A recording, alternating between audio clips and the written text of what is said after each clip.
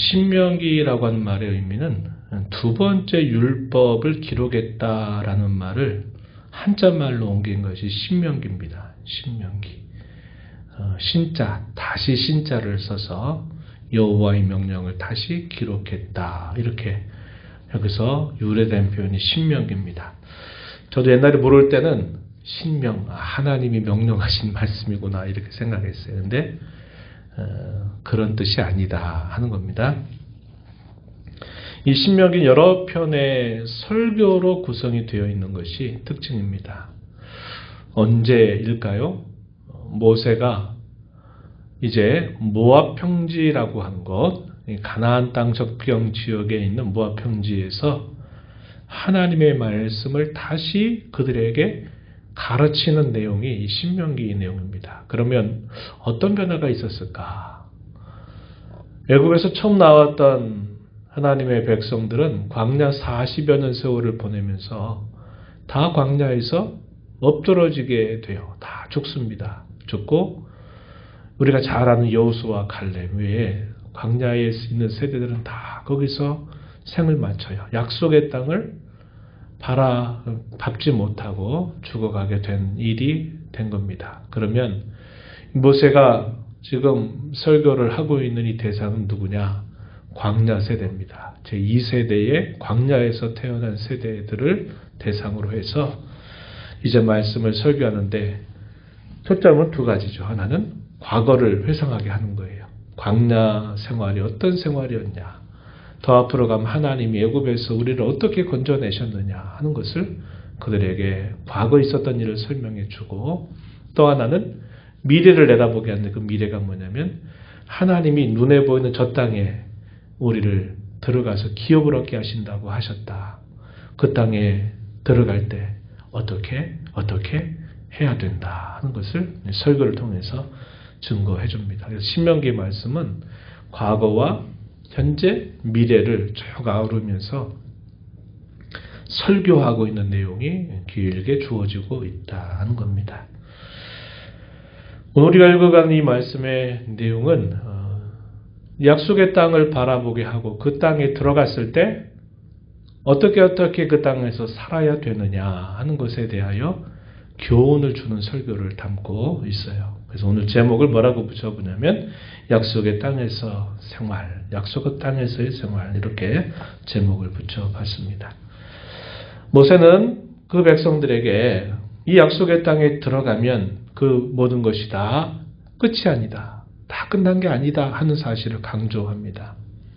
그 땅에 들어갔을 때 어떻게 살아야 된다. 이것을 굉장히 강조하고 있어요. 그러면서 경계를 더할 게 있는데 그게 바로 이러한 것이다 라고 소개해 주는데 그 내용이 크게 두 가지로 정리하게 되는데, 하나는 우리가 읽어오는 본문 말씀에서 두 번씩이나 강조되고 있는 표현입니다. 뭐냐면 이 땅에 들어오게 된 것이 너희의 의로움이나 너희의 정직함 때문이 아니다 하는 사실을 항상 기억해라, 잊지 말아라 하는 내용을 가르쳐 줍니다. 4절을 한번 보세요. 4절 앞부분에 보면은 내 하나님 여호와께서 그들을 내 앞에서 쫓아내신 후에 내가 심중에 이르기를, 내 마음속에 이르기를, 겉으로 말하는 것만만 아니라 내 속으로라도 이런 생각을 해서 안 된다 하는 거죠. 그게 뭐냐면 내 공의로움으로 말미암아. 이 번역이 잘못됐어요. 공의가 아닙니다. 놀차 시편 얘기할 때 하지만 이 공의가 아니라 의로움이 정확한 번역이에요. 옛날 개혁성경에서 이걸 이렇게 번역했는데 개혁개정에서는 그냥 단어 대 단어식으로 번역을 하다 보니까 이게 무슨 의미인가를 살피지 못하고 번역을 했는데, 여기서 말하는 건데 의로움으로 말미암아 여호와께서 나를 이 땅으로 인도하여 들여서 차지하게 하셨다라고 내 마음속으로라도 이런 생각을 하지 말아라 이렇게 말해 줍니다. 5절에서도 내가 가서 그 땅을 차지함은 내 의로 말미암음이 아니며 내 마음의 정직함으로 말미암음도 아니다. 의로움이나 정직함, 이게 뭘 말할까요? 우리의 어떤 자질, 우리의 성품, 또 우리의 어떤 성격이나 이런 것들 의해서 우리가 그 땅을 차지하도록 하나님이 하셨다라고 생각하지 말아라. 이렇게 누차 강조를 해줍니다. 또 하나의 내용이 소개가 되는 말씀은 8장에 등장하는데요. 8장 17절 한번 가볼까요? 바로 앞부분에 가서 보시면은 이렇게 말합니다. 17절, 18절 우리 한 목소리로 읽어봅니다. 그러나 내가 마음에 이르기를 내 능력과 내 손의 힘으로 내가 이 재물을 얻었다 말할 것이라. 내 하나님 여호와를 기억하라. 그가 내게 재물 얻을 능력을 주셨습니다. 이같이 하심은 내 조상들에게 맹세하신 언약을 오늘과 같이 이루려 하심이니라. 무슨 말씀입니까? 가나안 땅에 들어가서 살 때 거기서 번영하고 잘 살게 됐을 때 너 이런 식으로 생각하기 쉽다. 뭐라고요? 내 능력과 내 손의 힘으로 이렇게 이 땅을 일구어서 이런 풍요를, 이런 번영을 우리가 누리게 된 거다라고 내 마음속으로라도 생각하지 말아라. 이렇게 이야기해 줍니다.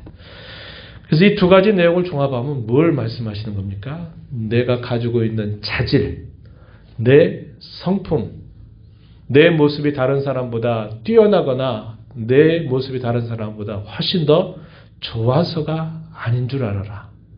내가 힘이 있어서 내가 손의 능력으로 내 능력으로 해서 이 가나안의 강대한 칠족을 쫓아내고서 내가 이 땅에서 이런 풍요와 번영을 이룩해 내었다라고 생각하지 말아라. 이렇게 말씀하세요. 이게 가나안 땅 들어가서 약속의 땅 들어가서 살 때 한 번이 아니라 늘 경계해야 될 일이다. 모세가 그것을 가르쳐 주고 있습니다.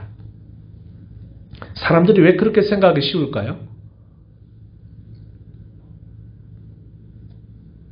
자, 9장으로 한번 가봅니다. 9장 1절과 2절을 한번 보면은 한번 눈으로 보세요. 이스라엘아 들으라. 내가 오늘 요단을 건너 너보다 강대한 나라들로 들어가서 그것을 차지하리니 그 성읍들은 크고 성벽은 하늘에 닿았으며 크고 많은 백성은 내가 아는 아낙 자손이라. 그에 대한 말은 내가 들었다. 이러기를 누가 아낙 자손을 능히 당하리요. 사람들은 그렇게 말한다는 겁니다. 가나안 땅에 살고 있는 그 사람들은 벌써 크기나 몸집이나 뭘 봐도 우리와는 비교할 수 없을 만큼 강하고 아주 크고 용사 같은 사람들이다 하는 겁니다. 누가 다 봐도 아낙 자손들이 그와 같다. 이렇게 얘기하죠. 그리고 또 뭐라고 말합니까? 크고 성읍들은 크고 성벽은 하늘에 닿았다. 이렇게 말합니다. 이 강대한 나라들을 누가 그 땅을 차지하겠는가? 차지할 수 없는 것. 다시 말하면 무슨 말입니까? 불가능하다 이 말이에요. 그 땅을 그 땅을 들어가서 그 땅을 차지하는 게 불가능하고 그 땅에 살고 있는 백성들을 쫓아내는 것이 실질적으로 불가능한 일이다 하는 겁니다. 사람들이 나중에 어떻게 하기 쉽다는 거예요. 영웅당 같은 이야기를 하기 쉽다 이 말이에요. 야, 우리가 이 가나안의 이 강대한 족속들을 다 쫓아내고 이 땅에 살고 있는 아낙 자손들을 다 파한 다음에 우리가 이 땅에 이렇게 차지하게 되지 않았냐. 이제 이렇게 이제 말하기 시작하면 이제 영웅담이 되는 거예요. 누구 영웅담? 자기들의 영웅담. 또 후대로 가면 우리 조상들의 영웅 같은 이야기. 이제 이렇게 될 수 있다 이 말이죠. 무슨 말이냐면 왜 그 사람들이 그런 생각을 하기 쉬우냐? 불가능한 일, 될 수 없는 일이 됐다 이 말이에요. 그게 이루어졌기 때문에 놀라운 일을 행했기 때문에 그것을 가지고 우리가 하나님 앞에 의롭게 살고 우리가 정직하고 우리가 우리의 손에 힘이 있고 능력이 있어서 우리가 그들을 쫓아내도록 하나님이 해주신 거다. 이렇게 말하면서 교만하지 않도록 하나님이 하신 그 일을 자기들이 한 일처럼 그것을 돌리지 않도록 늘 경계하라 이렇게 말씀을 하는 겁니다. 우리도 그렇지 않습니까? 누가 봐도 그냥 힘만 들이고 시간만 들이면 할 수 있는 일이면 별로 이렇게 자랑하고 싶은 마음이 안 들어, 자랑해봤자 들어주지도 않아요. 근데 도무지 안 될 것 같은 일이 됐어요. 그럼 그때는 이제 뭐가 생각나냐면 봐라, 이 불가능한 일이 이루어졌다. 봐라, 이게 어떻게 된 거냐. 사람들 깜짝 놀랐을 때 다 이렇게 해가지고 이렇게 해서 이렇게 된 거다. 이렇게 이제 얘기하고 싶은 마음이 든다 이 말이에요. 그래서 사람의 그 마음속에 자리 잡고 있는 그런 마음이 있기 때문에 경계하라고 가르치는 겁니다. 그럼 하나님이 어떻게 해서 그 땅을 이스라엘 백성들로 차지하게 하셨느냐. 이유가 두 가지로 정리가 되는데 하나는 뭐냐면 우리가 읽었던 본문 4절 하반절 5절 하반절 똑같은 표현이 반복이 되는데 가나안 족속들의 악이 가득 차게 돼서 하나님이 너희를 도구 삼아서 그들의 죄악을 벌한 것이다 하는 거예요. 그들을 벌한 것이다 이 말이죠. 너희가 해서 차지하게 된 게 아니라 하나님이 그들을 멸하시기로 작정하고 그렇게 하신 일이다. 이게 첫 번째 이유예요. 두 번째 이유는 뭐냐면 5절 끝부분에 가서 보면은 이렇게 말을 해줍니다. 여호와께서 이같이 하심은 내 조상 아브라함과 이삭과 야곱에게 하신 맹세를 이루려 하심이니라. 뭐 때문에 그렇다는 거예요? 변치 않는 하나님의 약속. 언약의 하나님께서 자신들의 선조들에게 하셨던 그 약속을 하나님이 이루어 주신 것이다. 그것 때문에 그들이 그 땅을 차지하게 된 것이다. 이렇게 설명을 해줍니다. 만약에 그들의 실력으로 했다라고 말하면 어떻게 됐을까요? 이미 망했어야만 됐다 이 말이에요. 그걸 가르쳐 주기 위해서 모세가 무슨 설명을 하냐면 이제 6절에서부터 10장까지 쭉 그 이야기를 계속 해나갑니다. 무슨 이야기? 하나님을 거역했던 이야기, 반역했던 이야기를 그들에게 다 지금 이야기해줘요. 과거로 돌아가서 과거에 너희의 앞선 선조들이 다 이렇게 했다. 이걸 말합니다. 그래서 한번 6절을 보십시오. 6절에 보면 그러므로 내가 알 것은 내 하나님 여호와께서 내게 이 아름다운 땅을 기업으로 주신 것이 내 의로 말미암음이 아니니라. 너는 목이 곧은 백성이다. 이렇게 말합니다. 이 목이 곧은 백성, 언제 이 말씀이 처음 들려졌을까요? 언제 들려졌을까요?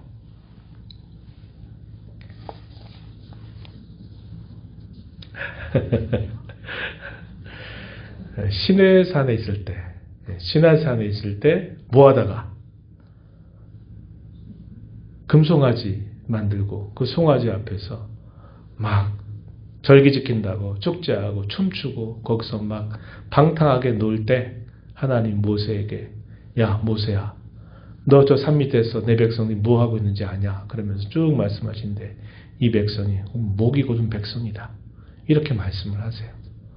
그 표현이 그때로 끝난 게 아니라 계속 그 표현이 광야 세대 또 이스라엘 긴 역사 속에서 늘 반복되는 표현이고 이게 지금 40여 년 지나고 나서 모세도 그 백성들 향해서 목이 곧은 백성이다. 이렇게 말해요.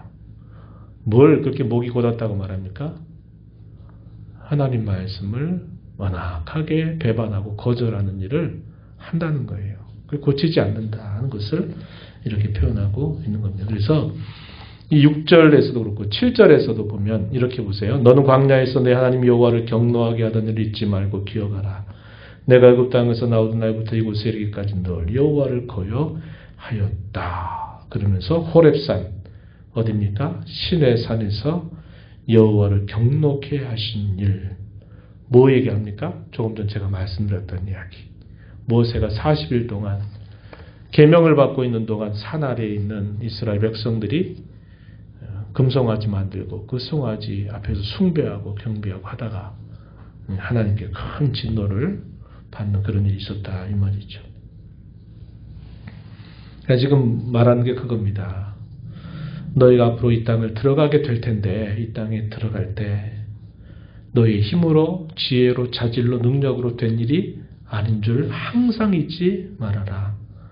왜냐? 너무 불가능한 일이 이루어졌기 때문에 그러기 쉽지만 그렇게 하지 말아라. 하나님은 이 가나안 족속들의 죄를 심판하시기 위해서 너희를 도구로 사용했을 뿐이고 하나님이 조상들에게 하셨던 그 약속을 하나님이 이루시기 위해서 그렇게 한 일이고 만약에 너희가 말하듯 실력대로라면 너희는 이미 망하고 망했어야만 됐다 하는 사실을 이야기해 주고 있습니다. 그러니까 이 모든 일들이 뭐로 됐다는 거예요? 전적으로 하나님의 은혜로 말미암아 된 일이다. 하나님의 역사로 된 일이다 하는 것을 그들에게 가르치고 있는 것입니다. 이렇게 하나님이 하시면서 기대하시는 목적이 뭘까요? 두 가지로 정리해 보는데 하나는 소극적인 목적인데 잊지 말라는 거예요. 무엇을 잊지 말라는 겁니까? 네가 한 게 아니라 하나님이 다 해주신 일임을 잊지 말아라. 교만하지 말고 겸손하라는 거죠. 하나님이 내게 해주신 일인 줄 알고 겸손해라. 이 사실을 강조합니다. 잊지 말라는 거예요. 이 말씀이 반복됩니다. 8장 11절 한번 보세요. 잠시 보시면 내가 오늘 내게 명하는 여호와의 명령과 법도와 규례를 지키지 아니하고 네 하나님 여호와를 잊어버리지 않도록 삼갈지어다. 잊어버리지 않도록 매우 조심해라. 이렇게 말했어요. 또 여기 14절 가서도 보시면 내 마음이 교만하여 네 하나님 여호와를 잊어버릴까 염려한다. 이렇게 표현했습니다. 19절 가서도 보시면 뭐라고 말합니까? 내가 만일 내 하나님 여호와를 잊어버리고 다른 신들을 따라 그들을 섬기며 그들에게 절하면 너희가 반드시 멸망할 것이다. 어디서라도 약속의 땅에서라도 이렇게 말씀하고 있는 겁니다. 잊지 말라는 거예요. 그리고 적극적인 또 기대가 뭐냐? 목적은 10장으로 한번 가서 볼까요? 10장 쭉 이어지는 말씀인데 10장 12절 13절 한번 보시면 이렇게 표현을 했습니다. 그 앞에까지 뭘 얘기했냐면 반역했던 거를 이야기하는 거예요. 너희의 실력대로라면 망했어야만 됐다. 이 사실을 계속 얘기를 한 거예요. 그리고 12절에서 이스라엘아 네 하나님 여호와께서 내게 요구하시는 것이 무엇이냐? 곧 내 하나님 여호와를 경외하여 그의 모든 도를 행하고 그를 사랑하며 마음을 다하고 뜻을 다하여 내 하나님 여호와를 섬기고 13절 내가 오늘 너의 행복을 위하여 내게 명하는 여호와의 명령과 규례를 지킬 것을 뭐 하신다? 여호와께서 너에게 요구하신다. 이렇게 표현을 해주고 있습니다. 뭘 얘기합니까? 힘쓰라는 거죠. 하나님을 온 마음 다해서 사랑해라. 그분을 무서워서 눈치 보는 자가 되지 말고 경외하여서 하나님을 사랑해서 그분을 두려워하고 그분을 섬기고 그분께 순종하는 일을 힘쓰도록 하게 하시기 위해서 하나님이 너희를 이 약속의 땅에 이르게 하셨다. 이것을 깨우치고 있는 것입니다. 그래서 우리가 이 말씀을 생각하면서 꼭 생각하고자 하는 교훈 몇 가지를 정리해 보면요. 첫 번째는 뭐냐면 약속의 땅에 들어가는 것 자체가 목적은 아니다 하는 겁니다. 근데 항상 이게 뭐냐면 이스라엘 자손들이 애굽에서 나와서 목적지가 어디예요? 약속의 땅이잖아요. 가나안 땅에 들어가는 게 목적지가 돼버리니까 가나안 땅에 들어가면 된다. 이게 이제 계속 그들이 생각하는 게 그거예요. 근데 지금 모세 무슨 얘기하고 있어요? 가나안 땅에 들어가는 것 자체가 목적은 아니다 이 말이에요. 뭐가 더 중요하다?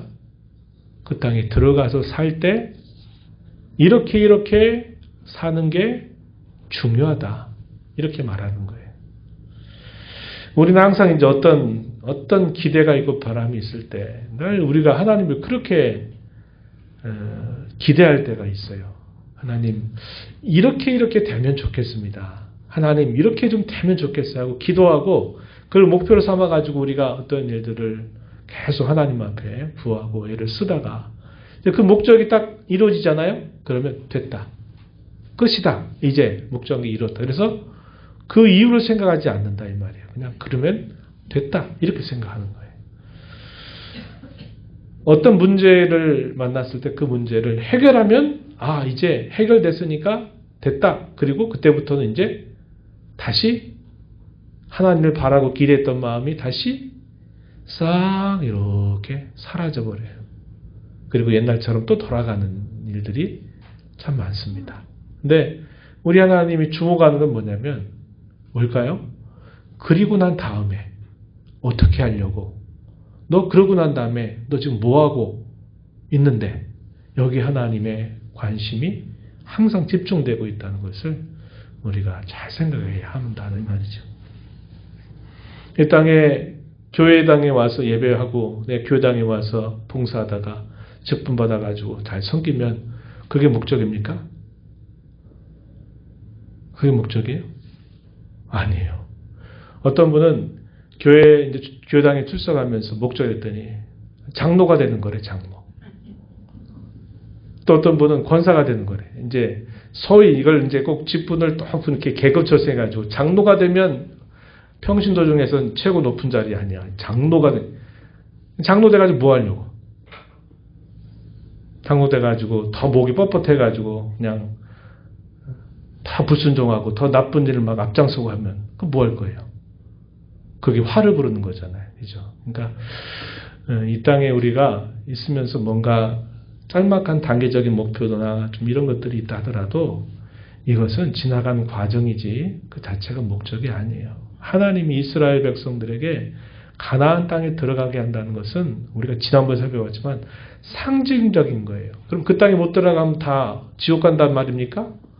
아니라고 그랬잖아요. 우리 지난주에 금요일 그 얘기 살펴봤잖아요.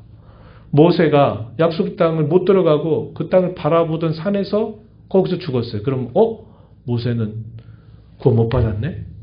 또 그런 소리 하면 안 되는 거죠. 안 되는 거죠. 그러니까 그런 식으로 성경을 이렇게 하면 안 되고 가나안 땅은 하나의 상징적인 의미다. 참되고 영원한 것을 가르쳐 주기 위한 하나의 교육도구 혹은 비유, 하나의 은유 같은 거지 거기에 들어간 모든 게 다 끝난다는 게 아니다 이 말이죠. 이스라엘 백성들의 문제는 사실상 그 땅에 들어가는데도 문제가 많았지만 문제가 결국 더 심각하게 된 건 언제냐면 그 땅에 들어가서 문제가 더 커진 거예요. 그래서 어떻게 된 겁니까? 모세가 경고했던 것처럼 이 아름다운 땅에서도 멸절할 거다. 그래가지고 나중에 우리가 살펴보는 것처럼 통일한국 시대에 지나면서 분열한국 돼가지고 남조 북조로 갈라졌다가 북조가 아수르 나라에서 패망을 당해서 쫓겨나고 또 조금 더 지나서 남조도 바벨론에서 패망당해서 그 땅에서 쫓겨나 버렸어요. 모세가 하는 이 말이 거의 예언처럼 되어버린 것이 되어버렸다는 거죠. 그래서 모세는 지금 그걸 깨우치는 거예요. 가나안 땅에 들어가면 다 끝난 게 아니다. 그 땅에 들어가서 반드시 잊지 말아야 된다. 경계에 경계를 더해야 된다. 그리고 정말 우리가 힘써야 될 정말 중요한 건 뭐냐면 하나님을 사랑하고 그분을 온전한 마음으로 섬기고 그분의 말씀을 따르면서 그분과 함께하는 삶이야말로 가장 중요한 것이라는 거죠. 광야길을 통과할 때도 마찬가지요. 이방 나라에서 압제를 당하고 학대를 당하고 공고한 삶이 될 때도 역시 마찬가지고 그들의 삶이 번영과 풍요를 누리게 되는 그 일에 있어서도 마찬가지예요. 뭐가 가장 중요한 목적이냐? 하나님만 사랑하고 하나님만 경외하고 하나님만 섬기는 데 있다. 이것이 가장 중요한 것이다. 그것을 우리에게 말해주고 있는 겁니다. 교만한 마음 항상 근절해야 될 겁니다. 근절해야 돼요. 우리가 받은 이 구원, 우리 힘으로 이룰 수 있는 구원입니까? 아니잖아요. 우리의 죄를 내가 스스로 이 죄 문제 처리할 수 있어요? 처리할 수 없잖아요. 불가능한 일이 이루어진 거예요. 누구 때문에? 하나님의 은혜로 이루어진 일이거든요. 그럼 여기에 또 그냥 막 자랑하고 싶은 마음이 나타나는데 그런 면들 항상 조심해야 된다는 겁니다. 교만한 것, 하나님의 은혜를 망각하게 되는 것, 자기가 무엇인가를 해서 자기가 마치 된 것처럼 하는 이런 마음은 늘 경계해야만 되고 궁극적으로는 하나님을 사랑하는데 어떻게 사랑해야 될까요? 더 사랑해야죠. 어제보다 오늘 더 사랑하고 오늘보다 내일 더 사랑하고 젊을 때보다 나이 들어서 더 하나님을 사랑하고 하나님을 더 사랑하는 것. 그래서 하나님을 더 경외하는 것. 그분의 마음과 그분의 뜻을 잘 살펴서 헤아려서 그분의 마음을 알아들이면서 살아가는 것. 이것이 우리에게 주신 하나님의 은혜를 우리에게 주시면서 하나님이 바라고 기대하시는 목적이다 하는 것을 잊지 말고 살아가자고 하는 겁니다. 이게 중요해요. 그래서 하나님을 향한 나의 사랑이 어떤가를 여러분들이 항상 점검하는데 어떻게 점검하면 됩니까? 말씀을 들으면서 점검해야 돼요.